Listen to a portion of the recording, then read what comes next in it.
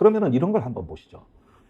지금 한국 사회에서는 어떤 박근혜 국정농단급의 큰 대형 스캔들 범죄가 벌어지지 않는 이상 36%, 7%는 이게 지금 윤 대통령의 바닥이라고 봐야 되거든요. 그러니까 그거는 안전하다 그러면 거기에 안도해버려요. 안도해버린다고.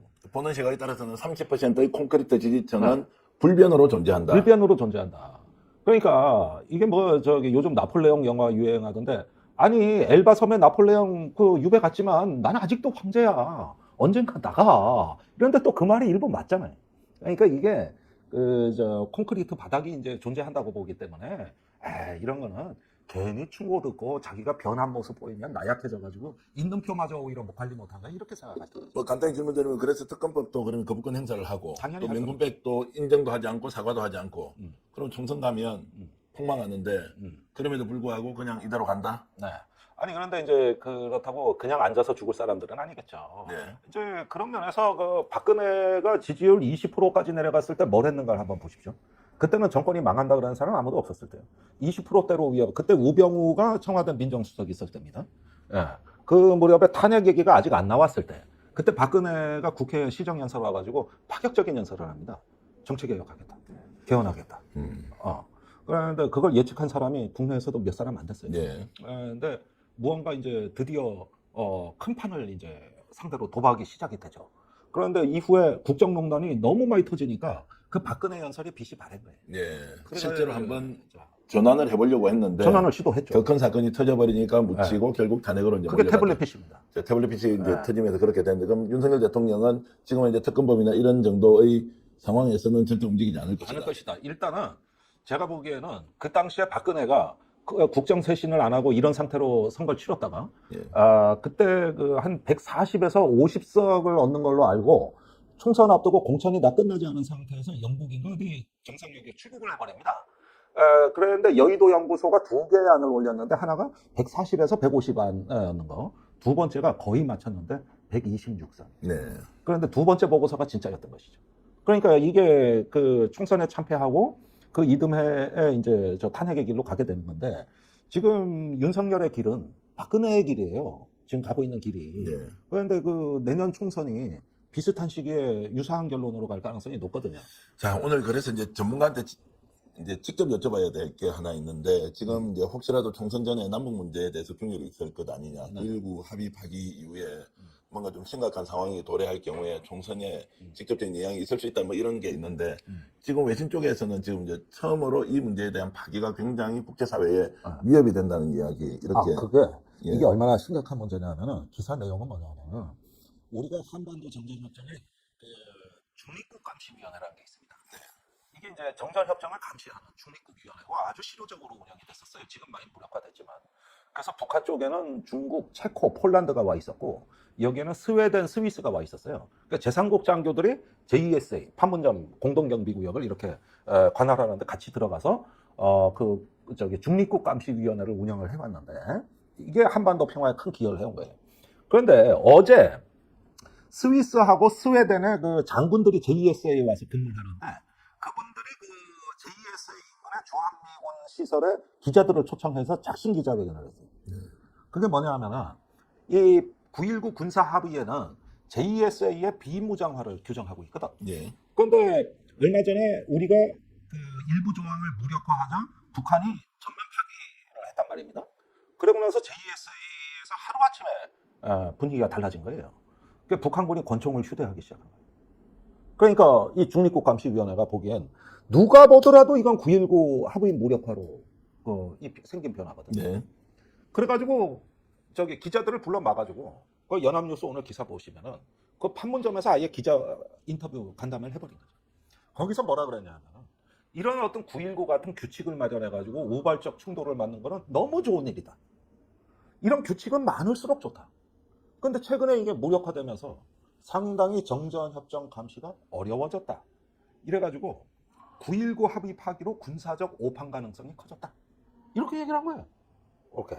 그렇게 유도를 우리 정부가 하고 있는 겁니까? 아니면 유도했는데 북한이 유도하고 권총을 휴대하고 나왔기 때문에 북한이 과잉 반응을 보여서 아니 실제로 우발적 도발을 할 수도 있다. 어떻게 해석해야 됩니까? 아니 자꾸 북한이 파기했다 그랬는데 말인즉슨 맞지만 아니 우리가 일부 조항을 무력한다 그러면 북한이 그러면 전면 무력화 파기하겠다고 나오는 건 너무나 당연한 얘기거든. 예. 쉽게 예측됐던 거거든. 예. 예. 그런데 이제 우리 정부는 북한이 파기했다고 적반하장이라 그러면서 또 공격을 하는 거거든. 예.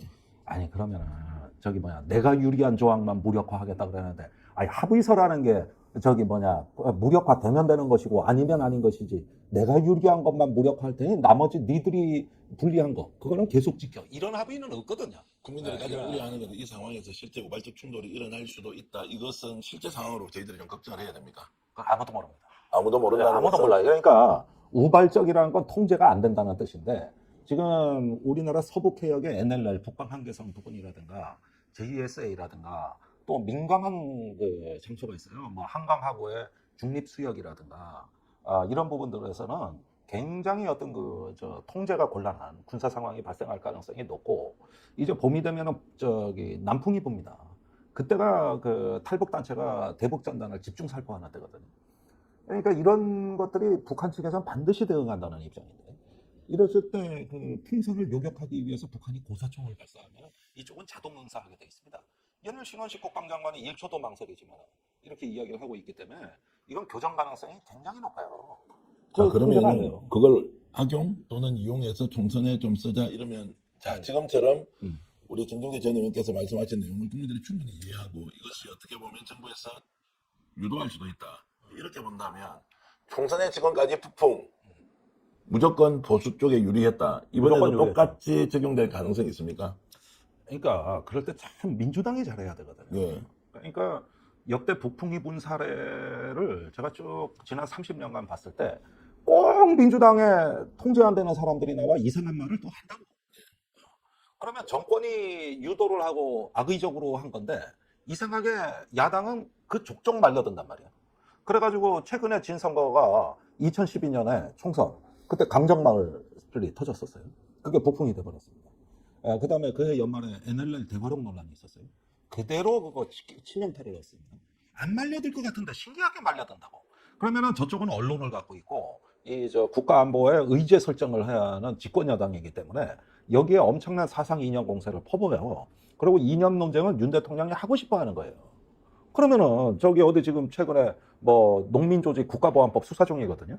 전농 쪽에서 뭔가 사건이 터진다는 소문도 계속 나오고 있고 뭐 이러는데 이런 것들 차곡차곡 쌓아놨다가 그런 안보 위기 상황에서 구체화하고 확산시키면은 순식간에 넘어간다니까. 순식간에. 네. 그래서 이런 부분에 대한 전문성 있는 관리가 필요해요. 역대 이런 것들이 참 알면서도 당하는 거죠.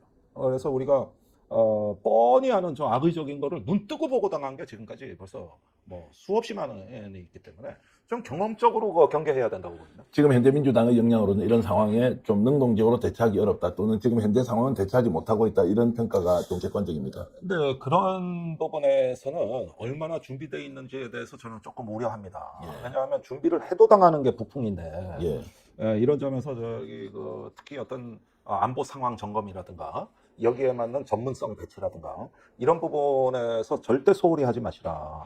김대중 총재가 옛날에 97년 집권할 때 이 부분에 엄청나게 투자를 했습니다. 그것이 이제 또 하나의 승인이 됐던 것이죠. 그러면 지금 이제 북풍이 실제로 저는 뭐 그냥 상상 속에서만 있는 것이지 실제로 일어나겠느냐에 대해서 의문이 좀 많이 들기도 한데 네. 지금 이게 실제 상황으로 올 수 있다는 걸 들으니까 굉장히 긴장이 되고 특검법 문제나 김건희 명품백 같은 문제는 우리 사회 안에서 이렇든 저렇든 우리가 네. 정리정돈을 하고 가는 것이니 정치적으로 이해관계가 엇갈려서 누가 의석을 좀 더 가지고 덜 가지고 이 문제이고 자, 이걸 보세요. 네. 이걸 언론에서 그냥 넘어가는 게 중대한 사안이 하나 있는데 네.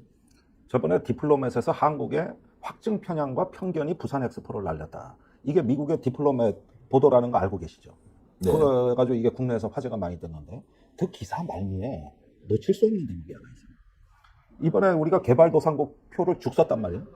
그런데 그 글로벌 사우스로 불리는 개발도상국의 요즘 가장 영향력이 큰 게 중국입니다. 네. 그런데 그 기사에서 뭐라고 얘기하냐면은 중국이 개발도상국의 한국 엑스포를 지지하지 말라고 요청했다. 이게 결정타로 돼 있다. 네. 자, 이거 지금 제가 구체적으로 확인된 사실이 아니라 가지고 이거 확증은 못합니다만 이게 사실은 유력 외신에 나온 기사입니다. 그러면은 네. 보십시오. 지금 저기 그 부산 엑스포의 중국의 비협조 이건 뭐 윤 대통령이 자초한 거지만 그러면 이제 반성하고 중국하고 잘해보겠다 이럴 것 같습니까? 아니거든. 그다음에 북한 문제 러시아가 돕고 있잖아요. 러시아하고 밀착돼 있잖아요.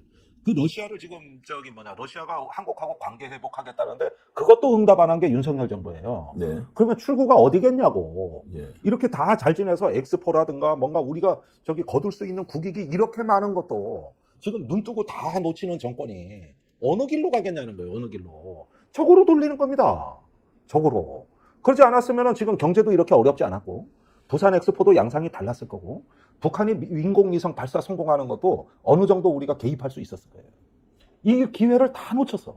그런데 이걸 갖다가 반성을 하겠습니까, 정권이? 거꾸로 이제 더 어떤 거 적으로 돌리고 경쟁자로 돌려서 결국은 자기 위신 세우려고 하겠죠. 그게 갈 길이 그거밖에 안 나는 거예요.